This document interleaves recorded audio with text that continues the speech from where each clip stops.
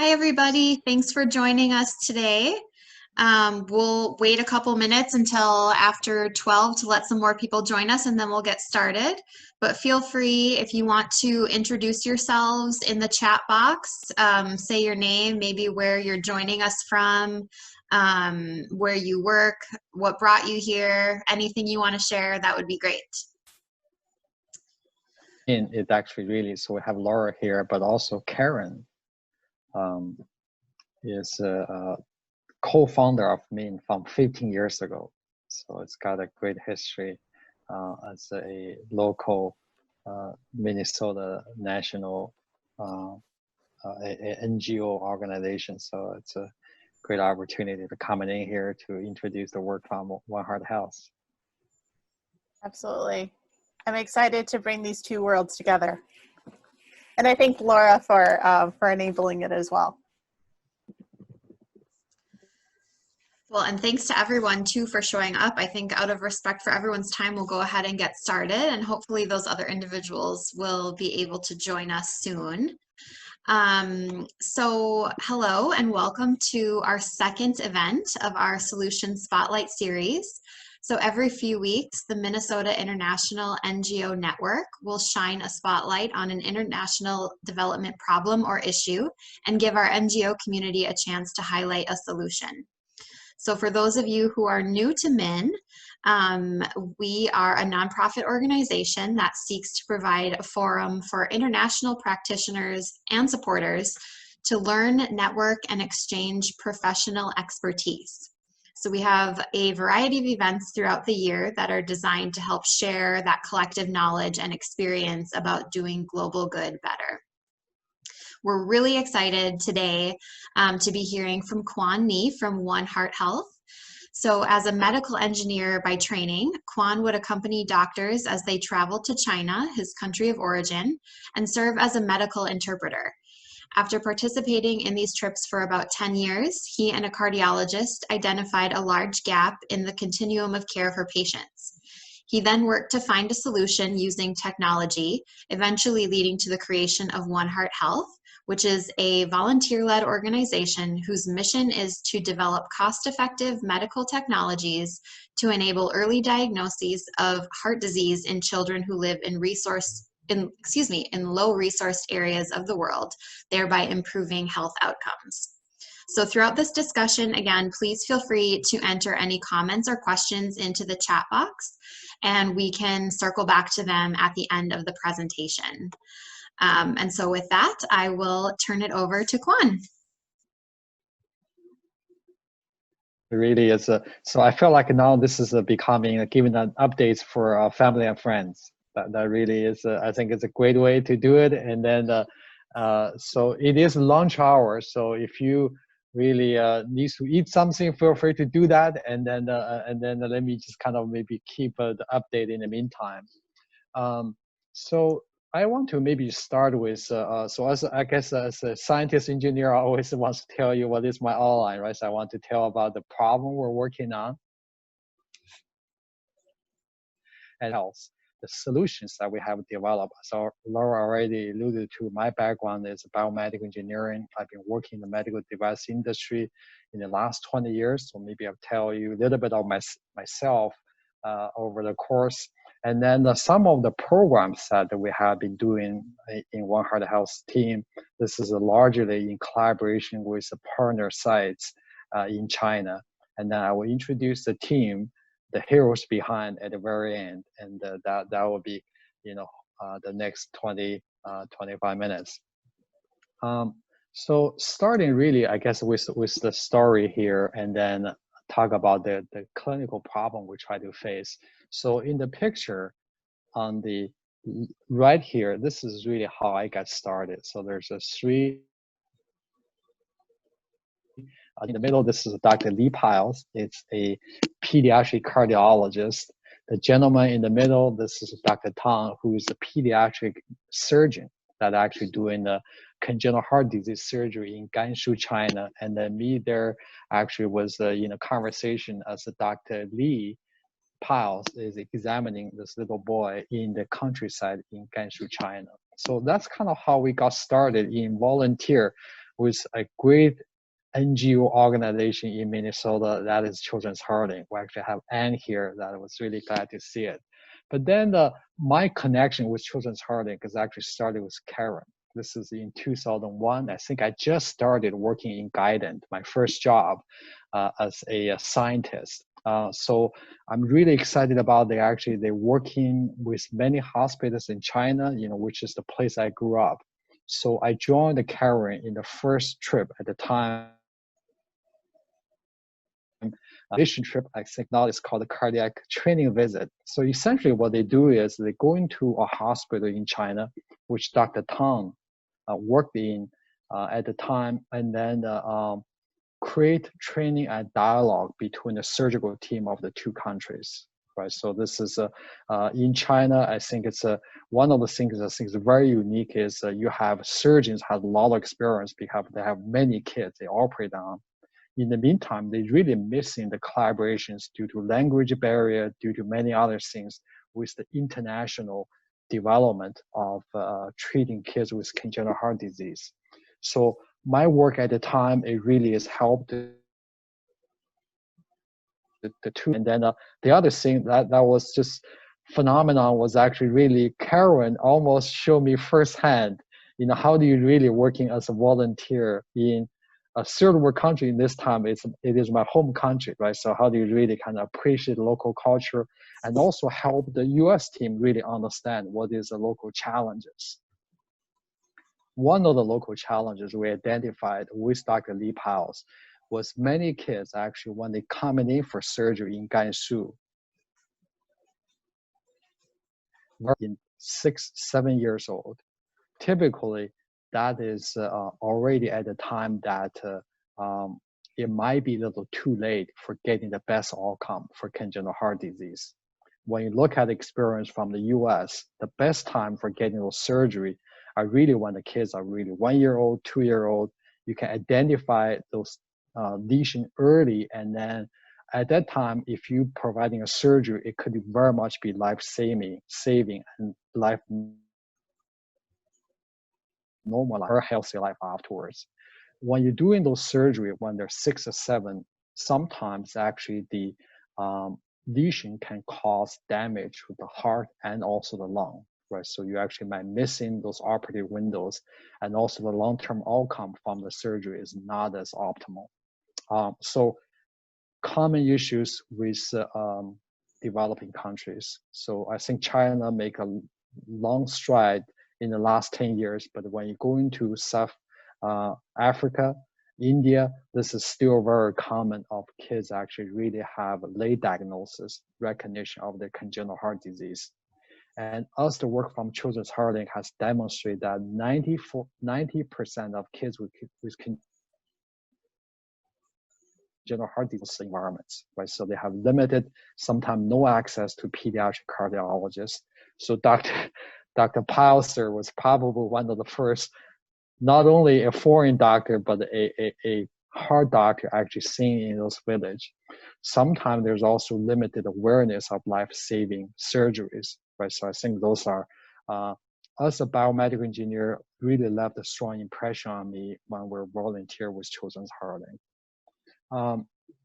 So this is actually another impact from Children's Hearting, actually, as we're getting started. So this is a quote from Dr. Kruma, I think, and very familiar with his work. He's really one of the pioneers for diagnosing, managing congenital heart disease in India. And he actually said something, this is at one of the gala in Children's Hearting. He said, parents in India want the same thing parents everywhere want for their children: relief from suffering and the promise of a long and healthy life.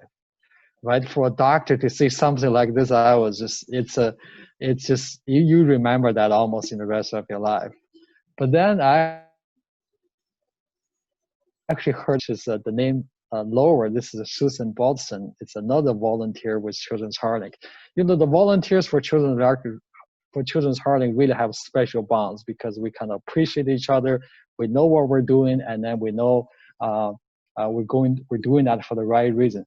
So that quote apparently is also Susan helped to really to bring those messages so clear to everyone, right? So that's another kind of volunteer that I met. I was working with Children's Heart, and actually I want to bring her back at the end of my conversation today, because I think it's truly kind of reflecting what Min also does, which is in the international development. So we kind of came back from those early trips in Gansu. One of the things that we're starting to recognize is there an opportunity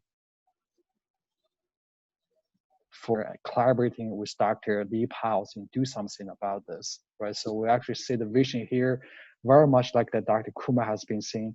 We believe every child with heart disease should get a chance to live a healthy life. There's something we can do here by developing cost-effective technologies to enable early diagnosis of heart disease, right? So this is a focus on children living in low resources area, still good part of China, many rural area in developing countries, and Dr. also including rural West Virginia to some regard, right? So, and then providing therapies, thereby improving health outcomes. So those are really kind of visions and missions for the team. And then when we started in 2017, we actually recruited one of my former colleague from Boston Scientific. This is Wei Guangshao, a PhD in computer science. And then today we have another computer science join us. This is Matthias, that working at U of M, and he is, so the team is basically, we have a pediatric cardiologist, you have a scientist, and then we coming together, and this is really the idea we had in mind.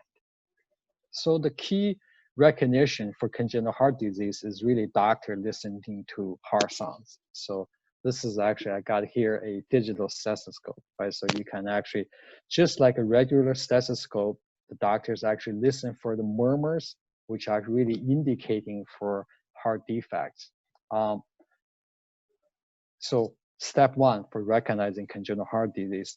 The challenges actually really for doctors for this murmurs, it does require trainings. And then this is really being recognized as becoming a losing art, because you really have to, as I mentioned earlier, I didn't get into the text there. Congenital heart disease is happening about about every 120, right? So it's common, but also it's not that common, right? So it's not a condition you see every day. So a lot of time you actually might missing the signs for the murmurs for the doctors without the special training. So what we're really think about here is with a digital stethoscope, you actually can record those heart sounds. So instead of the doctors on the spot has to recognize them immediately, we actually can transmit the signal through a cell phone for a doctor like Dr. Li Pao to be able to listen to them remotely, right? So this is really the idea we took at the time. So we started to working with vendors with the electronic stethoscope. We wrote a mobile app, actually really can be installed into cell phones. And then all we need to do is really just train the local doctors. This could be really someone without a formal medical education, just making those recordings. And then we tell them where we can transmit a signal for a doctor. That this is being summarized by one of our social medical director, Dr. Matt Ambrose, a pediatric cardiologist of U of M. He said, Kwong, really what you guys want to do here, or what we want to do here, is allow pediatric cardiologists anywhere to listen to children all over the world. Right? So I think we really want to provide this tool, and then to expand that access to the pediatric cardiologists from the kids living anywhere, and also be able to expand the expertise to recognize the early signs of congenital heart disease. So we got started in 2017, and then this is really one of the first work we did. This is a collaboration with the group of doctors in the front there. This is from the doctors from First Affiliate Hospital in Kunming University in Yunnan, China. It's actually on the border of China and Vietnam and Laos. I think ambulance of Children's Heart. Actually, we went there multiple times in part of the cardiac training visit. one of the visit, in addition to doing surgeries, we actually went out with this group doctors actually going to Xishuangbanna, which is a beautiful place if you want to visit that part of China, and then screen 8,000 kids in a week. This is age from 4 to 12, so they're in local schools.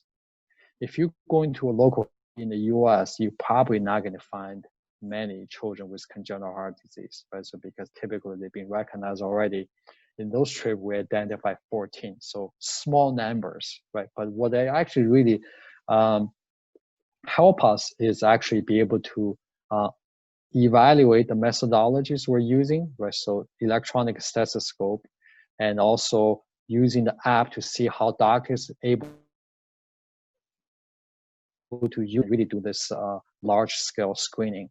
The other thing we did is we actually bring back valuable data that Matthias actually can work on later on, be able to look at methodologies, be able to recognize those. What we also did is, so we recorded heart sounds, not only those 14, I think there's about 200 of them, and then came back, recorded essentially into the database, and then we have another pediatric cardiologist have not really seen those patients in front of them. Now they just listen to the heart sound to see if they can recognize the murmurs indicative of congenital heart disease. The accuracy was 90%, right? So that actually, I think, is really shows that it is possible for a doctor really kind of almost sit in Minnesota, be able to examine a doctor living in rural Yunnan, China. So that was very exciting to us. And then we come back here, we said, okay, so maybe have some things, let's keep doing this, right? So this is really the additional work, actually work collaborating with the same team in Yunnan, China. They did it in 2018. So this time, I think it's a bigger team. And then they went to 123 schools. So primary schools.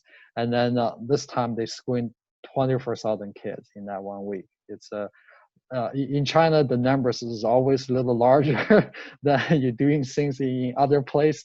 So they visited a lot of children. And then I guess I had a few, maybe the stories on the upper, on that 4 panels, right? So this is the doctors actually doing screening. The stories this time I was not able to join them, unfortunately. The story I heard, the picture in the upper left was, so they went almost like a 2-3 hours try to get this to the school, right? As you can see, the school has 1 room and then hosting the entire student body from the entire village, right? So you probably have all maybe 4 or 5 grades all kind of collapsed into this one classroom.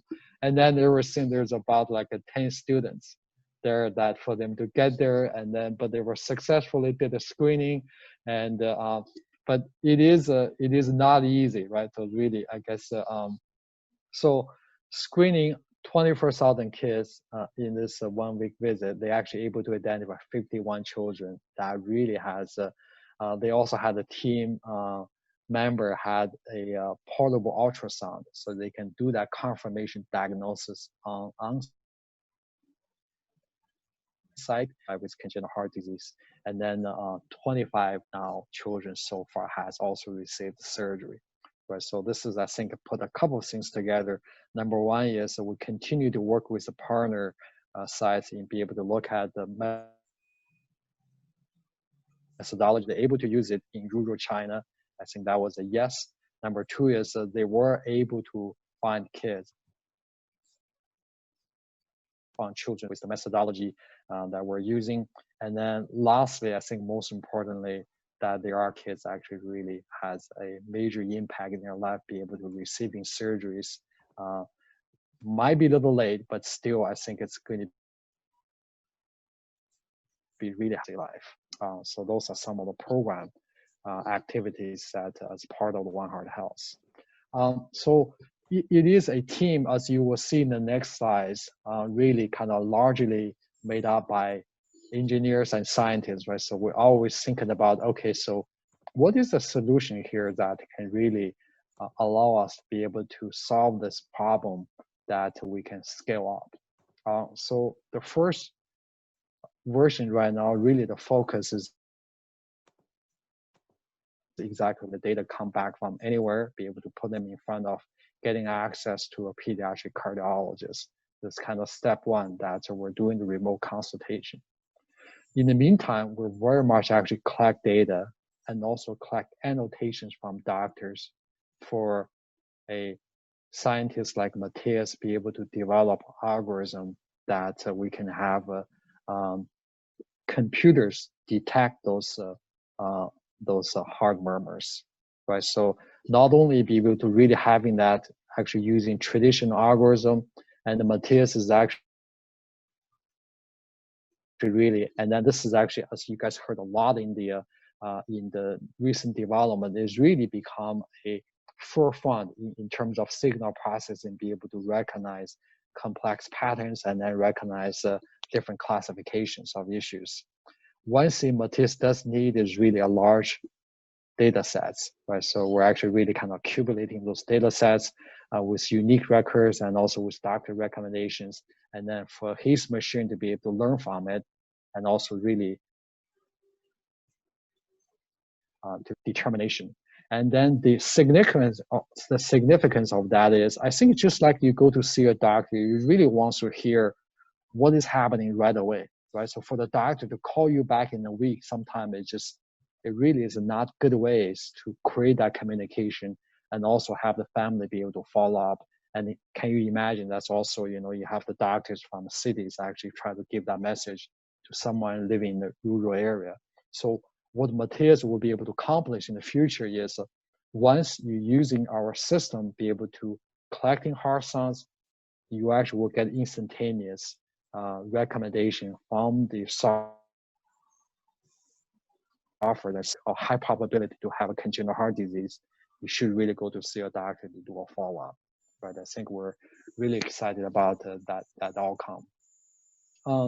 So all of this is really kind of come from this team. I had really a big box there. This is a mission-driven volunteer team. I think that actually really kind of give us a strength and also some of the limitations. Maybe starting from the left side, this is our board of directors. So I guess at the time when we started that, the recommendation I got is Quan, just getting started, you really have friends that can really support you. So I recruited Judy Walker and also Moody Jane. So Judy really, the expertise I was looking for there is, so Judy has been the chief compliance officer for Blue Cross Blue Shield before her retirement. She really helped us to understand compliance, really also wants to make sure that we have a culture of transparency for everything we do. And then Moody is actually a venture capitalist. I think it really helped us to think about fundraising, to really getting the financial support. And in addition, we're able to recruiting Edward Tian, is a business man, actually has a lot of interactions in China. So I think we're hoping that he could actually really expand our donor base, be able to really not only be able to recruit financial support from the US, but eventually really help us be able to expanding fundraising in China. We have a great support from Bistra, which is also a long-term fund from Children's Heartache. He's the vice president for policies, very knowledgeable, has a lot of connections in the field for congenital heart disease. So really great to have her support. And Jim Rice actually joined us this year. And also, I think he's also been, you can see the influence in Children's, been a long time champion for Children's Heartache. When I told him about our story, and he immediately said, Quan, what can I do to help you? Because I think that those are really the board members has been very, very supportive. The team members are really, I think it's a combination of clinical expertise and technical expertise. So you have Dr. Lee Powles, who is a pediatric cardiologist from West Virginia. We also have Dr. Matt Ambrose, who is a pediatric cardiologist from University of Minnesota. I was really glad this year actually be able to really getting Karen to involving with us again, I guess after 15 years. So Karen has a lot of experience. I guess co-founder of MIN has previously working in Children's Heartache, really kind of lead me into my volunteer kind of career in NGOs. And then she came back this time, really help us to think about development. So we really need to have a solid financial foundation for the team. And then Karen is leading that effort. So Luke Geske joined us about 3 years ago, and Luke is actually has a PhD in physics and in mobile health, right? So he is now leading the team that he recruited. So Bryce Carr and Aaron really are two good friends of Luke, and they're now you guys saw early on was really Wei Guang is our computer scientist. Now we have a much stronger, larger team focused on app development, and then we added Matthias actually working on the algorithm development. So glad to have Matthias with us today. So those are the technology team, Lin Zhang and also Dandy. So they're consultants, and both actually doing MBA right now. Dandy was with McKinsey, and then Kathleen was with Deloitte. So they really help us with program management, right? So, but I feel like at the end, this is really the team is including volunteers, be able to really bring their expertise, including Ken Lee also working with me in Inspire, bring their expertise, and then also the time they have in go. So that I think it's a once again I guess strength of the team really kind of coming from those different angles.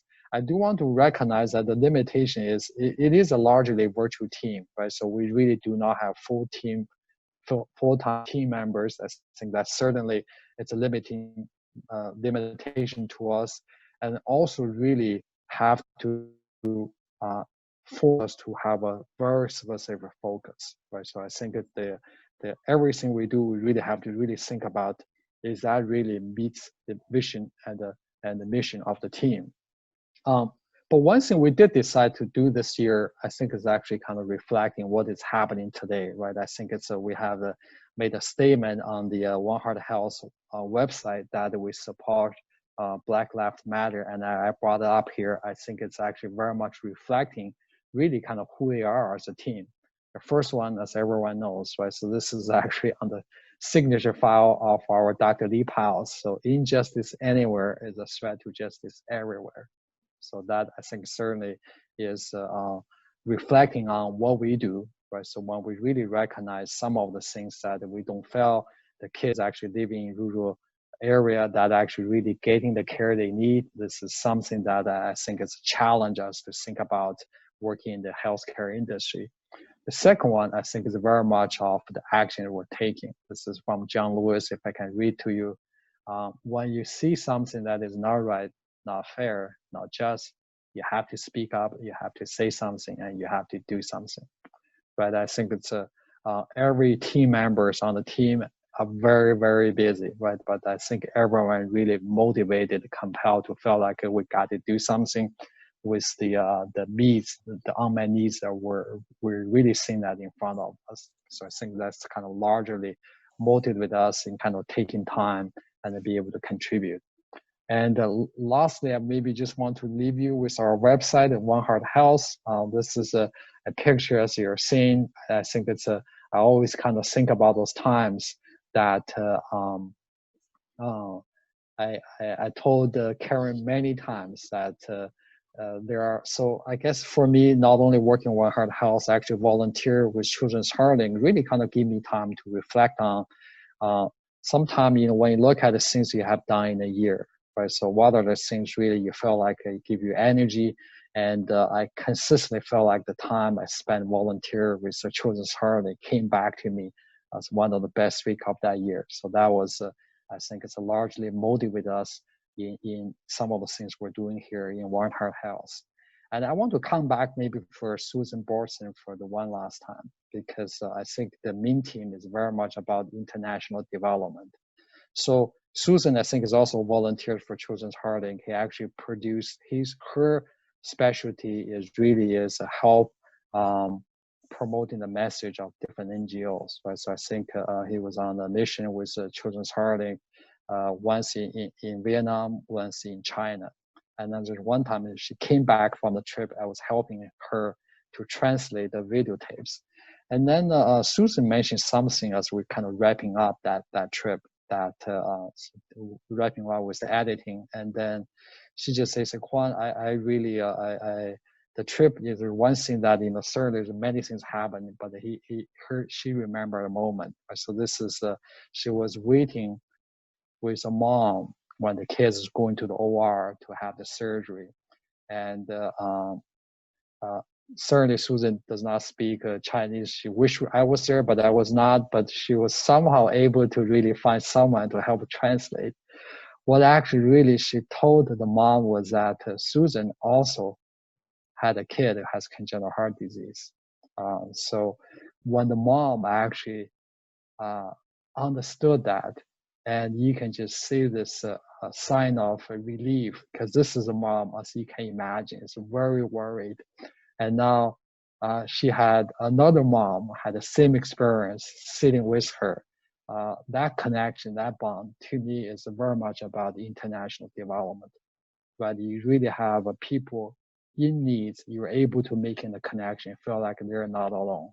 And I want to maybe just kind of finish that as a message for the good work I think you're doing in the international development, and then thank you for the opportunity for me to come in to share the stories from One Heart Health. Thank you. Thank you so much for being here with us today. I personally didn't know that much about One Heart Health, so I learned a lot, and you guys are doing incredible work, and I'm so grateful that you shared your time with us today. Does anyone, I know we had a couple people join us a little bit later after the presentation started, but does anyone have any questions or comments or anything they'd like to add to the discussion? I have a question, if that's okay. I'm curious, does it make a difference if a doctor or a nurse, the level of training of the person that records the heart sound? And is there any, given the levels of training in different parts of the world, is there like a minimum level of training that's necessary in order to get a high quality recording? Yeah, and so that I think it's you model most of the medical procedures. It really wants to standardize, right? So we do have a protocol we really recommend you should record always from those 5 locations. And then the other thing is, we're hoping Matthias could work on is, okay, so is it, you have to have all 5 locations or some location it really is adequate. So that part I think is maybe still research, but in the meantime, in the training that, to me, really the training about recording from 5 locations is easier than train the doctor to be able to hear the nuances from the murmur itself. Right? So I was thinking maybe the training needs is simplified by just be able to record rather than interpret. Can you talk about go ahead. Sorry. No, I was just going to follow up on Quan. It's, yes, I believe the goal is to eventually get to the point that it's frontline workers and not pediatric specialists that need to go and capture these heart sounds. And can you say a little bit about your training? Like how long is it? And right now it sounds like it's mostly of doctors, but have you worked with nurses?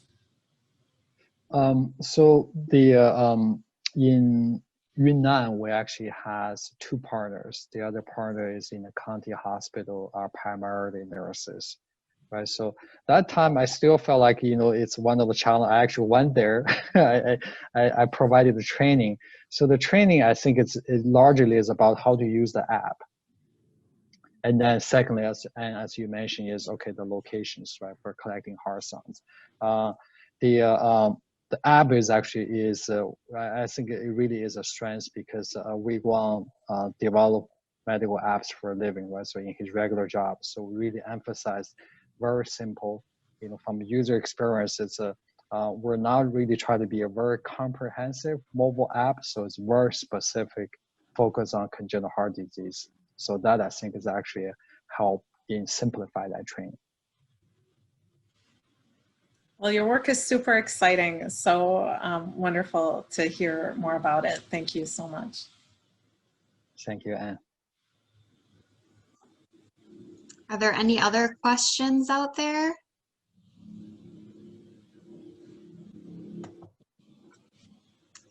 I have a something that I'd like to hear more from Quan. So obviously I'm an insider with One Heart Health, so I know some of these answers, but I'm on behalf of MIN, I'm interested in some of the geography questions. Like, for example, there's two topics that I've always been very intrigued about Quan's leadership.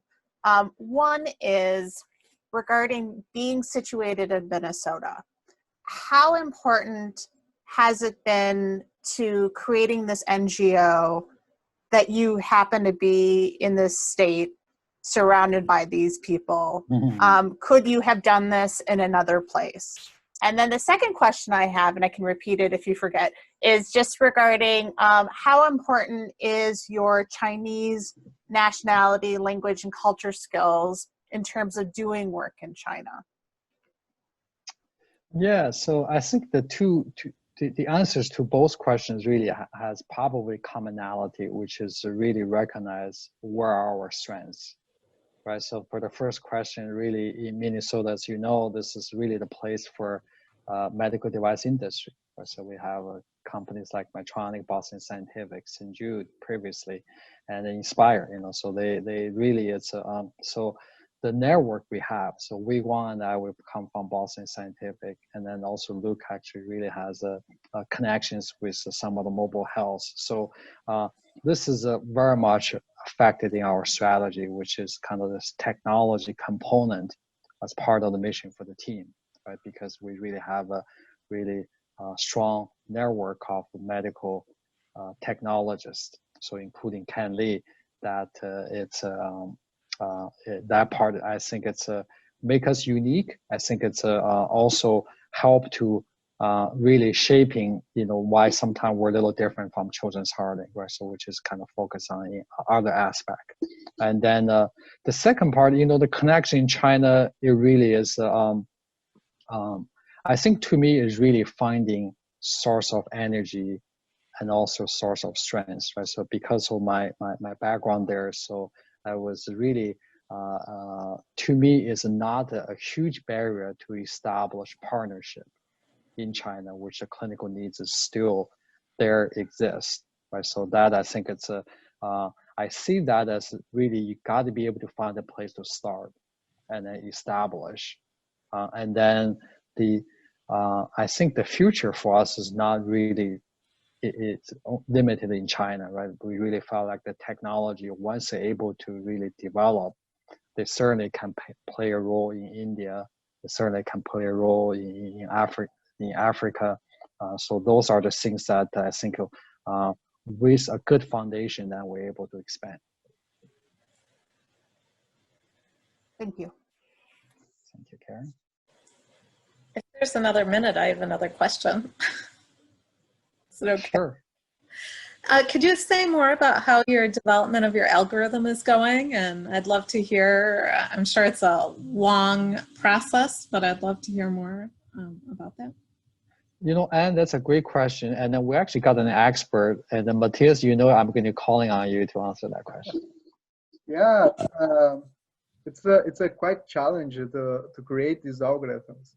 And we are not creating from scratch, and this is the good news. There are plenty of literature on this subject, specifically training machine learning, these mathematical models to find the patterns from the data, from the sound data, right? So we are right now replicating this kind of studies and also transforming, using the data from the One Heart Health. That's the current progress of the algorithm. Very exciting. Right. Yeah.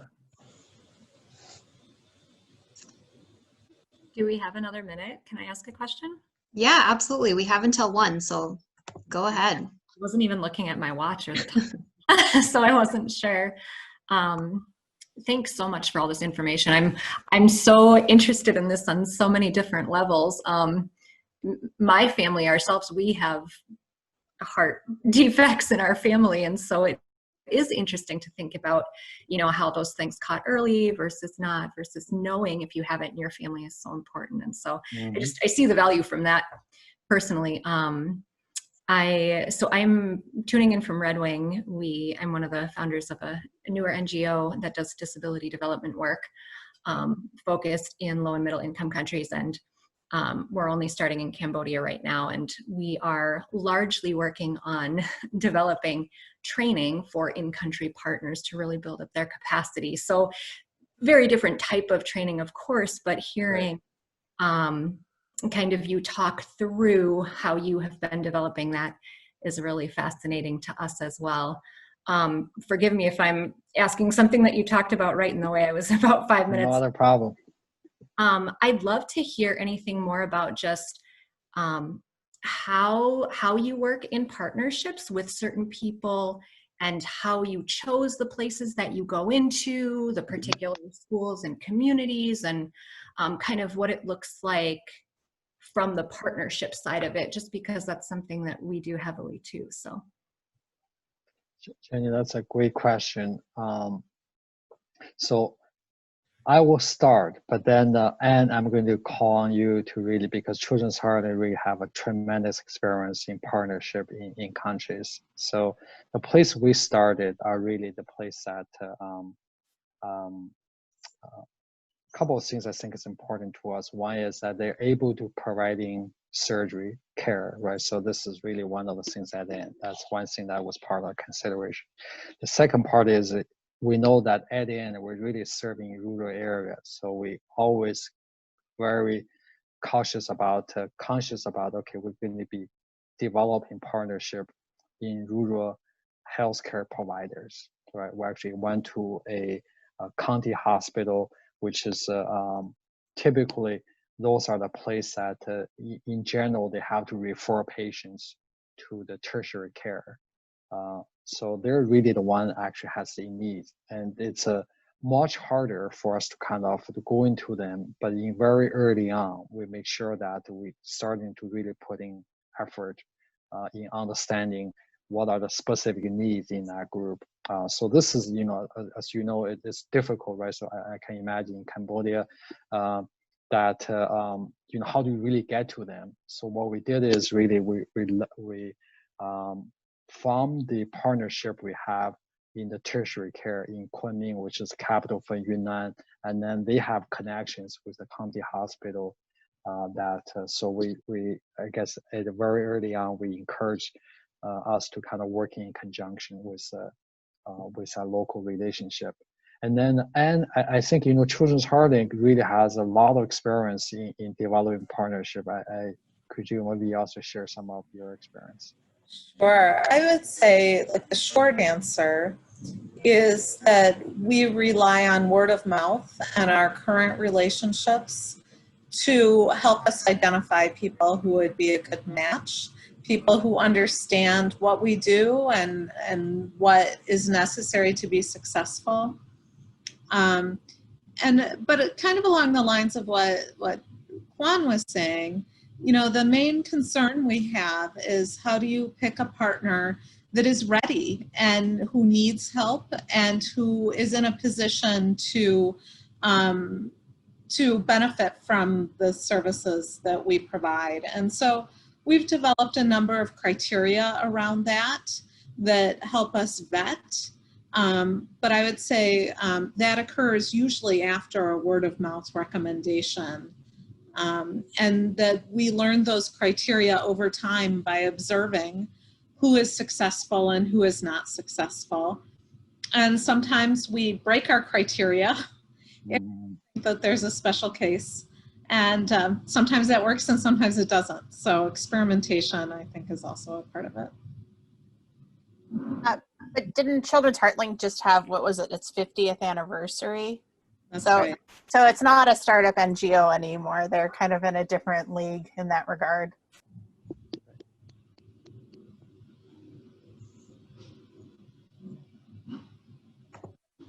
Great. These are great questions.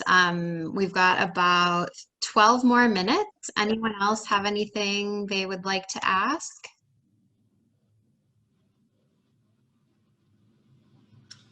I mean, maybe one thing that all of us probably care about and struggle with is finding resources to help support your organization, especially now with all of the difficult things that are happening in our world and the multiple demands to try to address them.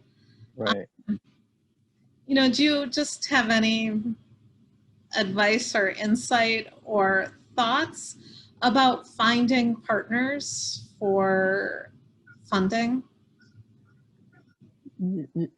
Sure. So I'll provide a response and then ask Karen to provide some comments. And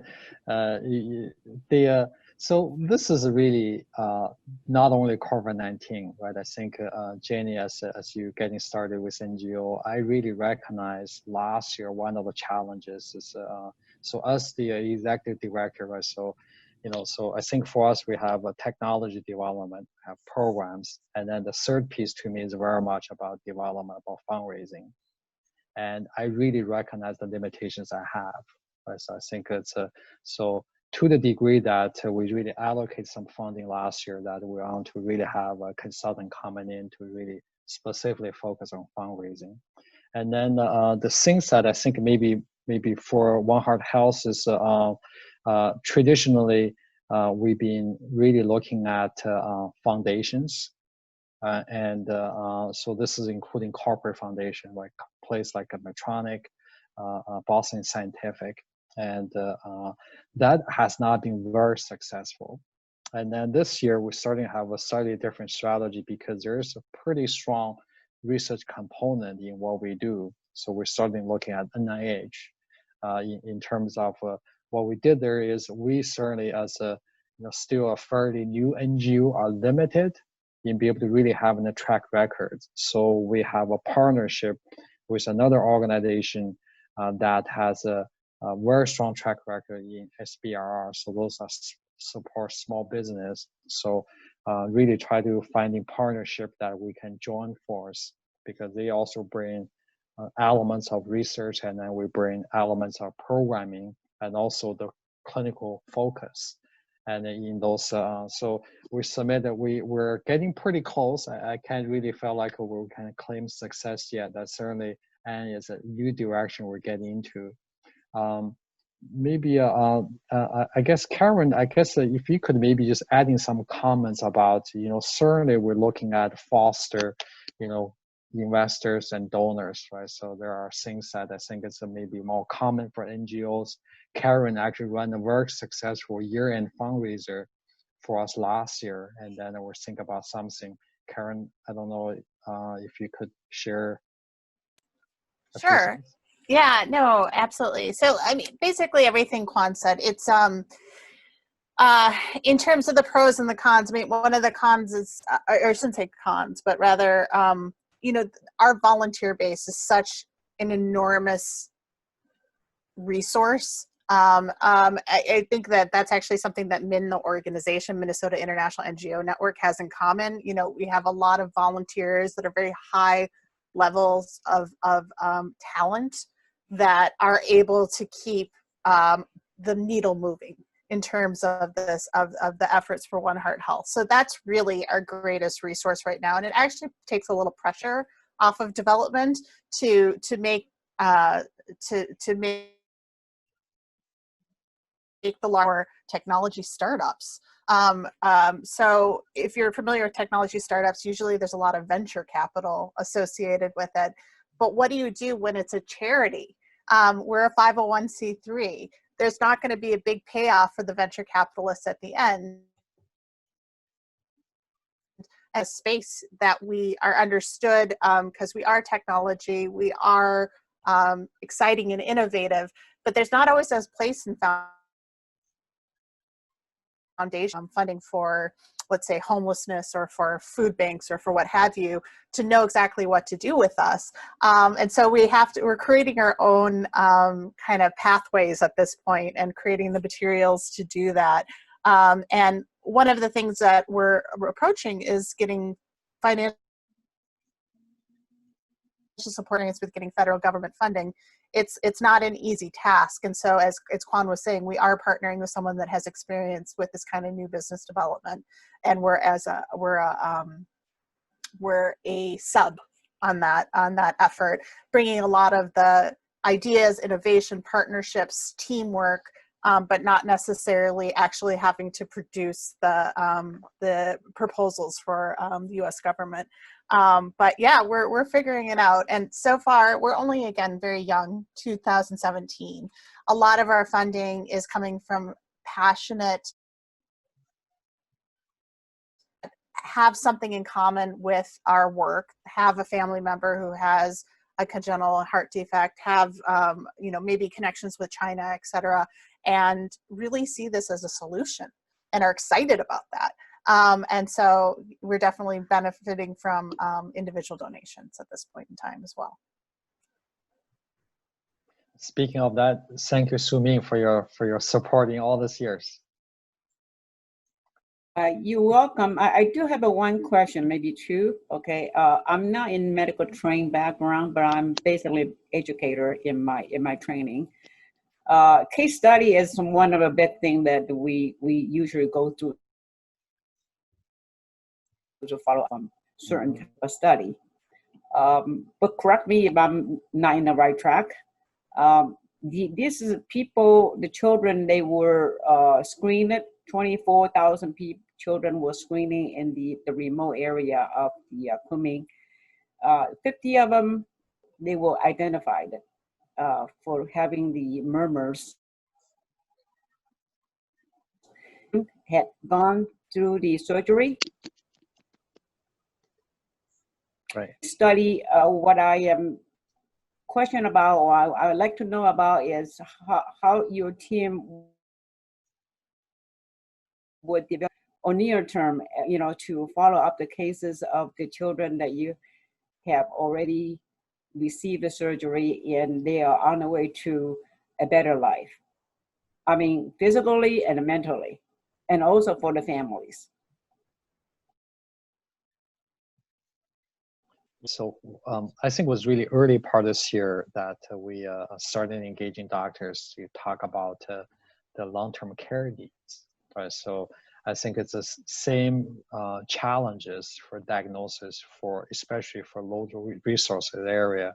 It's the same challenge of in the U.S. typically after surgery you do see your either primary care, your cardiologist on a regular basis, but that's going to be really difficult for kids living in rural China.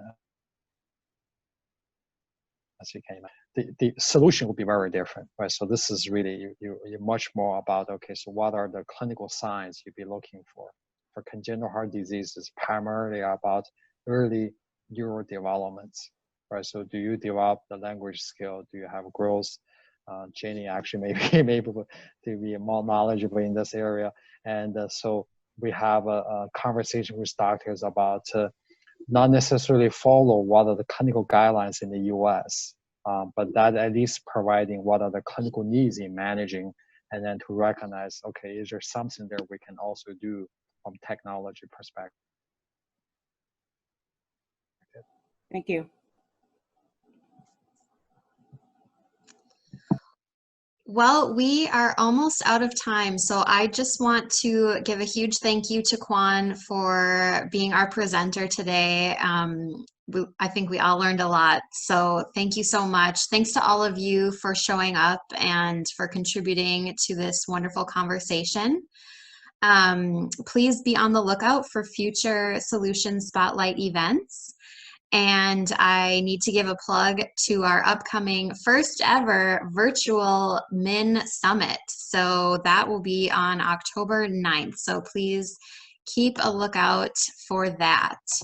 The conversation and presentation was all recorded, so we'll be able to share that with you if you want to watch it again or share it with some colleagues and friends, and we will be able to share that with all of our MIN partners who were unable to join us today. So with that, thank you again all for being here. Thank you to Quan, and I hope you all enjoy the rest of your week. Thank you. Great. Good to see everyone. Thank you, Laura, for hosting it. Thank you.